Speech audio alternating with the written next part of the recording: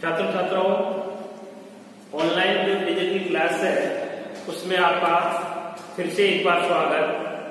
अपने BA part second जो मानव संसाधन भूगोल है यानी संसाधन भूगोल है, इस संसाधन भूगोल में अपने चर्चा कर रहे थे कि संसाधन भूगोल वो भूगोल है जिसमें संसाधन बनते नहीं है बल्कि उनको बनाया जाता है। यानी कहने का मतलब संसाधन बनते नहीं है, बनाया जाता है। अब संसाधन भूगोल में अपने चर्चा कर रहे थे कि संसाधनों का वर्गीकरण, जो संसाधनों का वर्गीकरण अपने काफी अच्छे तरीके से किया और उसमें अपने उसको स्पष्ट किया। यानी संसाधनों का वर्गीकरण स्पष्ट करने के पश्चात अपना जो अब नेक्स्ट टॉपिक है मिट्टी संसाधन, यानी मिट्टी संसाधन यानी मिट्टी भी एक प्रकार की क्या है, संसाधन है, क्योंकि ये मानव के लिए बहुत ही उपयोगी मानी जाती है। तो मानव के लिए मिट्टी संसाधन का महत्व है, यानी मानव जाति के लिए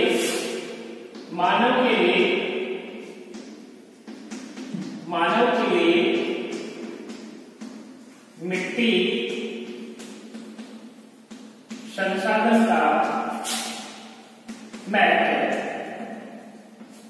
अब ये मानव के लिए जो मिट्टी संसाधन है, इस मिट्टी संसाधन में जैसे सामान्य अर्थों में अपने बात करें, सामान्य अर्थ में अपने बात करें कि मिट्टी सामान्य अर्थों में पृथ्वी के धरातल के ऊपरी परत, यानी सामान्य अर्थ में अपने करें, सामान्य अर्थों में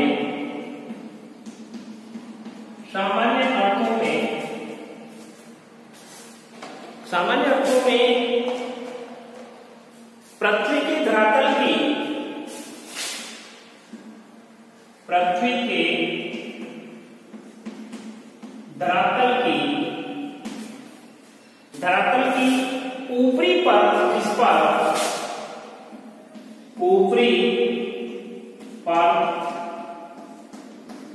परत, जिस पर वनस्पति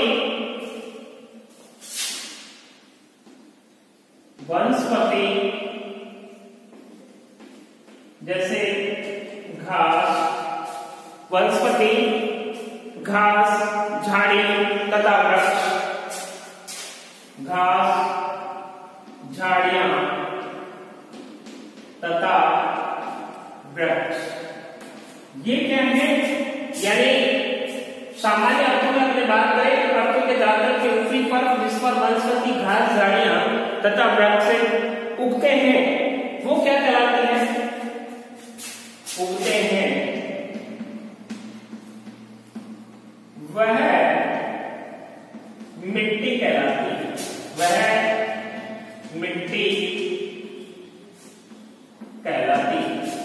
यानी सामान्य अर्थों में अपने बात करें कि पृथ्वी के धरातल के ऊपरी वह परत जिस पर वनस्पति, घास, झाड़ियां तथा वृक्ष उगते हैं, उसको हम अपनी भाषा में क्या कहा जाता है? मिट्टी कहा जाता है।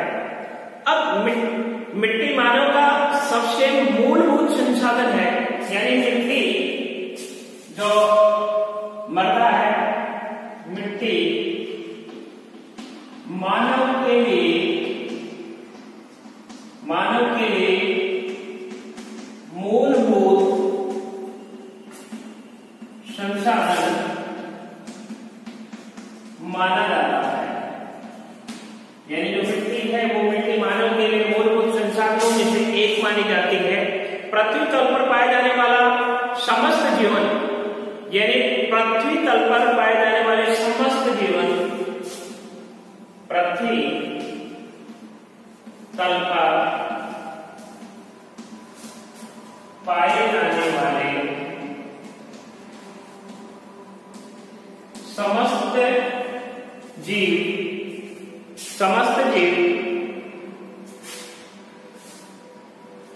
जीव मिट्टी पर निर्भर होते हैं। मिट्टी पर निर्भर होते हैं। मिट्टी पर निर्भर यानी मिट्टी पर निर्भर होते हैं। मनुष्य की सभी जो प्राथमिक आवश्यकताएं हैं वो मिट्टी से ही पूर्ण होती है। यानी मनुष्य की जो प्राथमिक आवश्यकताएं हैं, मनुष्य की प्राथमिक आवश्यकताएं सारी प्राथमिक आवश्यकताएं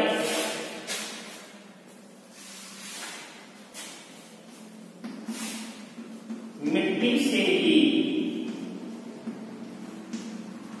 पूर्ण होती है। क्या होता है? मिट्टी से ही पूर्ण होती है। जैसे मनुष्य की प्राथमिक आवश्यकताएं जैसे रोटी, कपड़ा और मकान क्या है? जैसे रोटी, कपड़ा और मकान, ये क्या है? मकान, ये मनुष्य की प्राथमिक आवश्यकताएं हैं। मनुष्य को जीवन जीने के लिए सबसे पहले उसको चाहिए रोटी चाहिए, फिर कपड़ा चाहिए और कपड़े के बाद में मकान चाहिए। यानी मनुष्य की जो मूलभूत आवश्यकताएं हैं वो मूलभूत आवश्यकताएं, ये तीन आवश्यकताओं को माना जाता है। वो कौन कौन सी है? रोटी, कपड़ा और मकान। तो ये जो मूलभूत आवश्यकताएं हैं, इस मूलभूत यानी प्राथमिक आवश्यकताएं हैं तो मिट्टी से ही पूर्ण होती है। मिट्टी से इनकी क्या होती है? यानी आवश्यकताओं की क्या होती है? पूर्ति होती है। समस्त प्राणियों जैसे शाकाहारी है, मांसाहारी है, इनको भोजन मिट्टी से ही क्या होता है? प्रत्यक्ष रूप से क्या होता है? इनको प्रत्यक्ष और परोक्ष रूप से प्राप्त होती है। यानी जितने भी यानी समस्त प्राणी हैं, जैसे मांसाहारी है जी, ये शाकाहारी है, इनको मिट्टी से प्रत्यक्ष और परोक्ष रूप से इनको क्या होती है? उनसे उनको प्राप्ति होती है। अब मिट्टी का जो मिट्टी है, इन मिट्टियों का वर्गीकरण यानी मिट्टी संसाधन का जो वर्गीकरण वो अपने लिख देते हैं। मिट्टी संसाधन का वर्गीकरण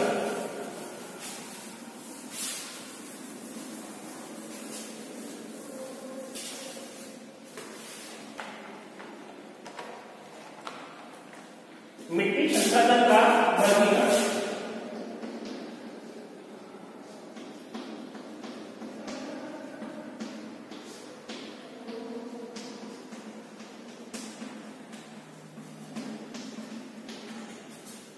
मिट्टी संसाधन का वर्गीकरण को स्पष्ट करने से पहले अपने ये जान लेते हैं कि संयुक्त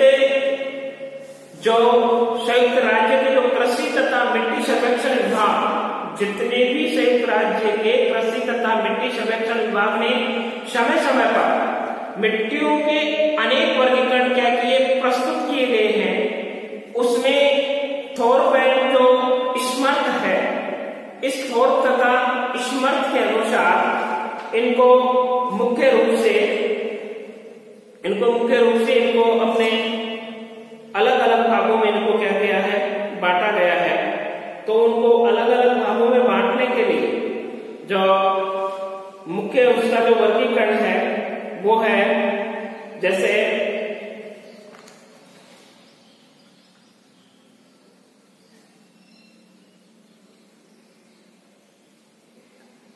मिट्टियों का जो वर्गीकरण है, इसमें मुख्य रूप से जो थोरबैंड स्मर्थ यानी 1949 का जो संशोधित वर्गीकरण व्यापक रूप से प्रचलित मान्य है, उसमें पहली है जैसे टुंड्रा मिट्टी, पहली है फर्स्ट प्रकार की।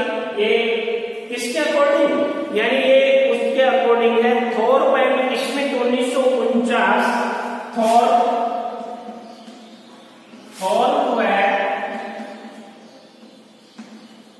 स्मिथ के 1949 के संशोधित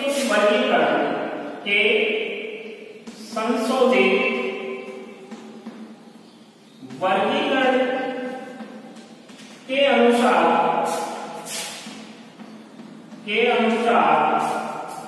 संशोधित वर्गीकरण के अनुसार उन्होंने इसको मुख्य रूप से मान्यता मिली, जिसमें फर्स्ट है टुंड्रा मिट्टी। पहला है टुंड्रा मिट्टी। अब जो टुंड्रा मिट्टी है, ये टुंड्रा मिट्टी बेसिकल नाम से निहित हो रहा है कि जो जितना भी ठंडा क्षेत्र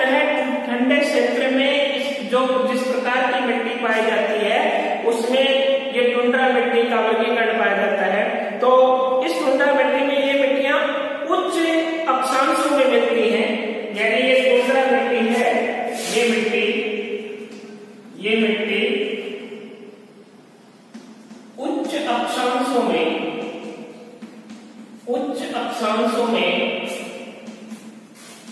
पाई जाती है, उच्च अक्षांशों में पाई जाती है। अब उच्च अक्षांशों में ये मिट्टी पाई जाती है, तो जहां टुंड्रा वनस्पति, जहां पर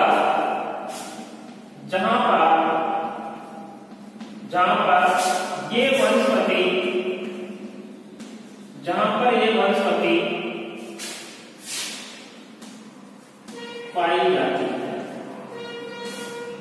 पाई जाती है,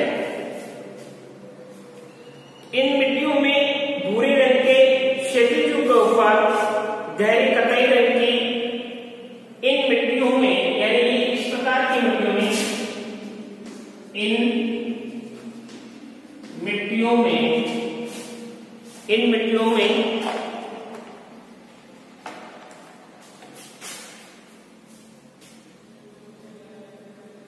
मिट्टियों में भूरे रंग के क्षैतिज, भूरे रंग के क्षैतिज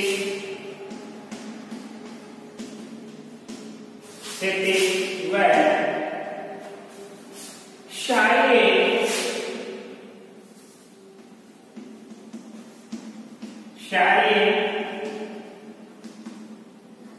लक्षणों की जो परत पाई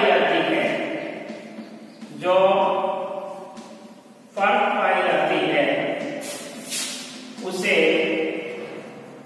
मुख्य रूप से टुंड्रा मिट्टी की श्रेणी में रखा जाता है, यानी उसको टुंड्रा की श्रेणी में रखा जाता है तथा धरातल पर विकसित होती है। नीचे स्थित पैतृक सेल प्राय स्थायी रूप से हिम में जमा होते हैं तथा इसके जो पैतृक सेल है तथा इनके जो पैतृक सेल हैं वो बर्फ में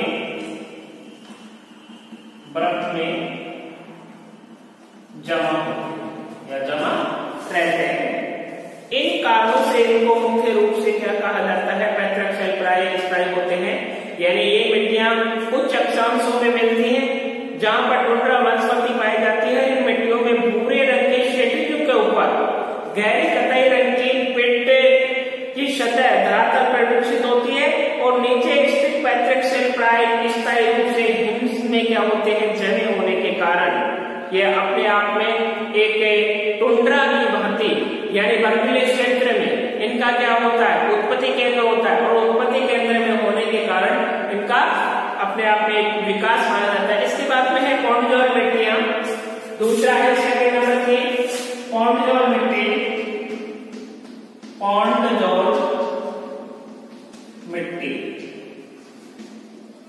ये जो पॉन्डजोल मिट्टी है, ये पॉन्डजोल मिट्टी, ये मिट्टियां उच्च अक्षांशों में अति शीतल व आर्द्र जलवायु में विकसित होती हैं।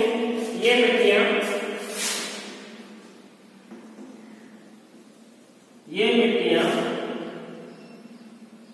उच्च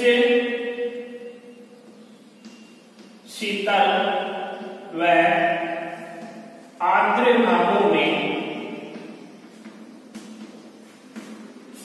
पाई जाती है, आर्द्र भागों में पाई जाती है और जलवायु में विकसित होते हैं। इन मिट्टियों की सबसे महत्वपूर्ण विशेषता यह है कि जो इन मिट्टियों की जो महत्वपूर्ण विशेषता है, वो सबसे महत्वपूर्ण विशेषता यह है कि निचले विकसित भूरे रंग के जो क्षैतिज स्तर के ऊपर सीमित जीवाश्म क्रिया से उत्पन्न विशिष्ट जैविक पदार्थ वाली सूक्ष्म परत स्थित होती है।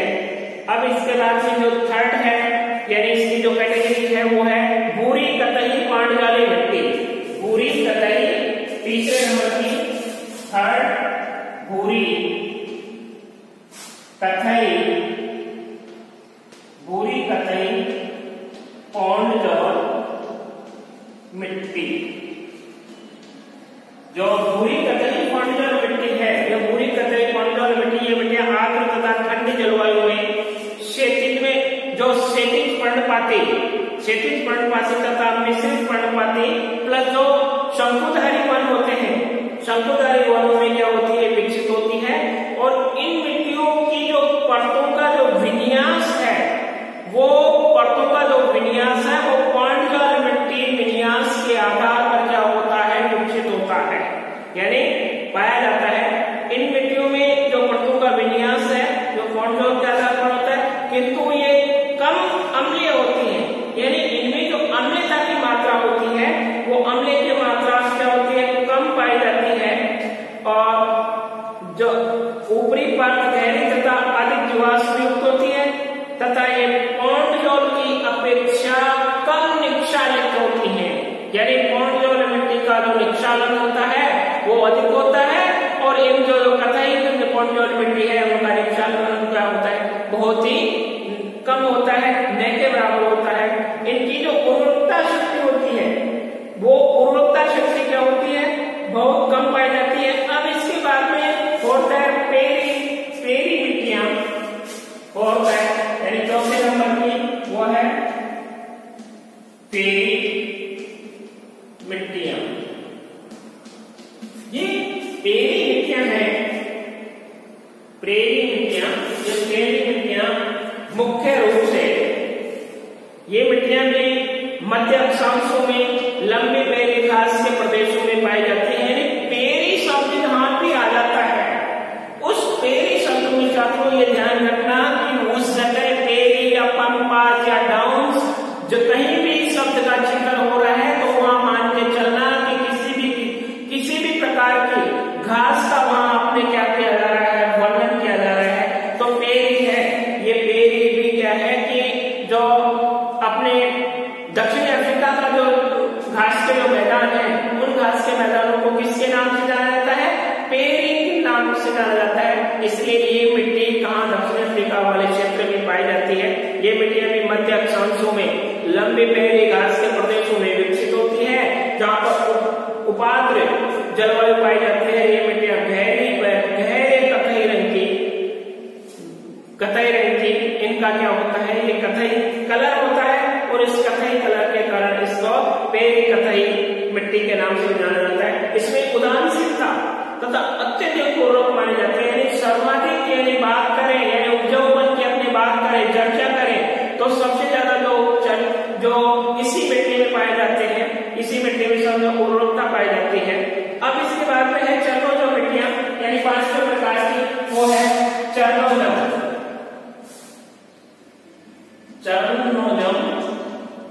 मिट्टी। ये जो चरणोजम मिट्टी है, ये चरणोजम मिट्टी 5 प्रकार की, इसमें ये मिट्टियां भी मध्य अक्षांशों में लंबे घास वाले क्षेत्रों में उपाद्र जलवायु दशाओं में विकसित होती है।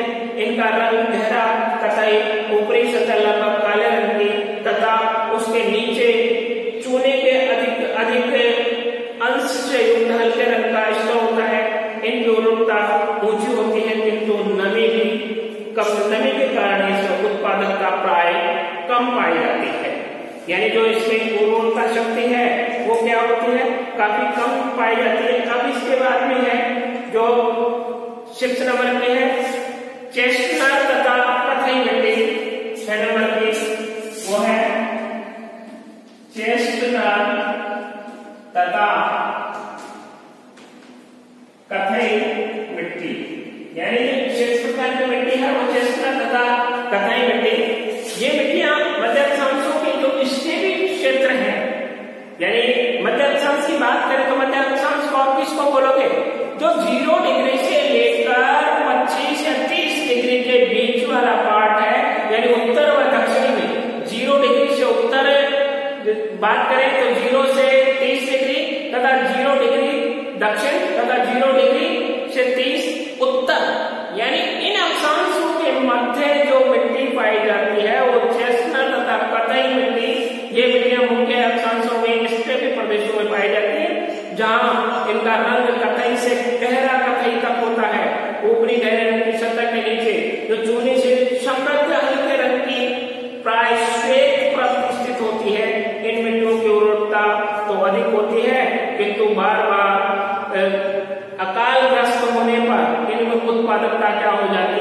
नष्ट हो जाती है। अब है सातवां है पीली तथा लाल आर्द्र उपोष्ण मिट्टी। पीली तथा लाल आर्द्र उपोष्ण मिट्टी। उपोष्ण मिट्टी तो इसमें जो सातों प्रकार की है ये उपोष्ण कटिबंधीय जो पीली मिट्टियों का मूलतः निम्न अक्षांशों के बीच जो कोणार्क व आर्द्र जलवायु की जो दशाएं हैं वो शंकुधारी वन क्षेत्रों में विकसित होती हैं, जबकि लाल मिट्टियां पर्णपाती वन क्षेत्रों में विकसित होती हैं। जब इनका जो पर्णपाती वन क्षेत्रों में विकसित होती है इन मिट्टियों में जीवाश्म युक्त परत सूक्ष्म होते हैं, जिसके नीचे पीली कतई रंग की जो निक्षापन की परत स्थित होती है। इनकी उर्वरता मध्यम से निम्न होती है और भूमध्य सागरीय जलवायु के क्षेत्रों में इनका रंग भी काफी गहरा पाया जाता है। अब जो लेटेराइट मिट्टी है इसके बाद में जो 8वें प्रकार की है लेटेराइट मिट्टी, यानी 8वें प्रकार की जो मिट्टी की अपनी चर्चा करते हैं वो है लेटेराइट मिट्टी। कौन से? लेटेराइट मिट्टी। जो ये लेटेराइट मिट्टी है ये मिट्टी आर्द्र उपोष्ण कटिबंधों में विकसित होती है। इनके अनेक वर्ग पाए जाते हैं, यानी ऊपरी परत में तीव्र जीवाश्म क्रिया के कारण इनमें जैविक पदार्थों की मात्रा भी क्या होती है? अल्प होती है और क्षमलों की क्रिया से लवण तथा चूना जुड़कर क्या होता है? बाहर निकल जाता है और बाहर निकलने के कारण इन परतों में यानी सिलिका की मात्रा कम तथा एल्युमिनियम और लोहे की मात्रा क्या होती है? इसमें अधिक पाई जाती है। यानी सिलिका की मात्रा कम पाई जाती है तथा एल्युमिनियम और लोहे की मात्रा कम पाई जाती है और इन्हीं कारण इनमें चूना घुलकर क्या होता है? बाहर निकल जाता है और ये इसमें जो उर्वरता शक्ति होती है वो काफी कम पाई जाती है, न के बराबर इसमें उर्वरता शक्ति पाई जाती है। क्यों? क्योंकि उसमें जो एल्युमिनियम की मात्रा है वो अधिक है, तो एल्युमिनियम की मात्रा अधिक है तो उस क्षेत्र में उपजाऊ कम ही पाया जाता है, उपजाऊ कम पाया जाता है। अब सेकंड है वो है क्षीरोदम व मरुस्थलीय मिट्टी। नवनीत क्षीरोदम मरुस्थलीय मिट्टी जो नवीन प्रकार की है क्षीरोदम व मरुस्थलीय मिट्टी। ये क्षीरोदम व मरुस्थलीय मिट्टी ये मिट्टियां भूरे रंग की तथा कम जीवाश्म युक्त होती हैं। यानी कौन से? ये मिट्टियां भूरे रंग की तथा कम जीवाश्म युक्त होती हैं। इनके नीचे प्राय अत्यधिक जो कैल्शियम परत स्थित होती है। कौन सी? कैल्शियम परत स्थित होती है। इनकी उर्वरता मध्यम से उच्च होती है। इनमें कृषि के लिए सिंचाई की क्या होती है? आवश्यकता होती है। जो मिट्टियों का जो नवीनतम वर्गीकरण है संयुक्त राज्य के जो कृषि विभाग है USDA द्वारा 1960 में इसका क्या किया गया था? विभाजन किया गया था। लेकिन जो मिट्टियों का जो आज का जो वर्गीकरण है वर्तमान में जो एग्जामिनेशन की दृष्टि से अपने देखते हैं तो वो एग्जामिनेशन की दृष्टि से अपने मुख्य प्रकार के उसी में क्वेश्चन पूछे जाते हैं। अपने आप जैसे राजस्थान विश्वविद्यालय के अपने जो अपना सिलेबस है वो सिलेबस के अकॉर्डिंग बात करें तो उसमें मिट्टी संसाधन है तो मिट्टी संसाधन मानव के लिए मिट्टी संसाधन का महत्व यानी मानव को क्यों आवश्यकता पड़ी, इस मिट्टी की आवश्यकता क्यों पड़ी तथा उसके बाद अपने मिट्टी संसाधन का वर्गीकरण तो थोर तथा इसमें ये दोनों कौन थे? अमेरिका के भूगोल विज्ञता थे। थोर को अमेरिका में भूगोल विज्ञता थे तो उन्होंने 1949 में एक संशोधित मिट्टी संशोधन वर्गीकरण किया था।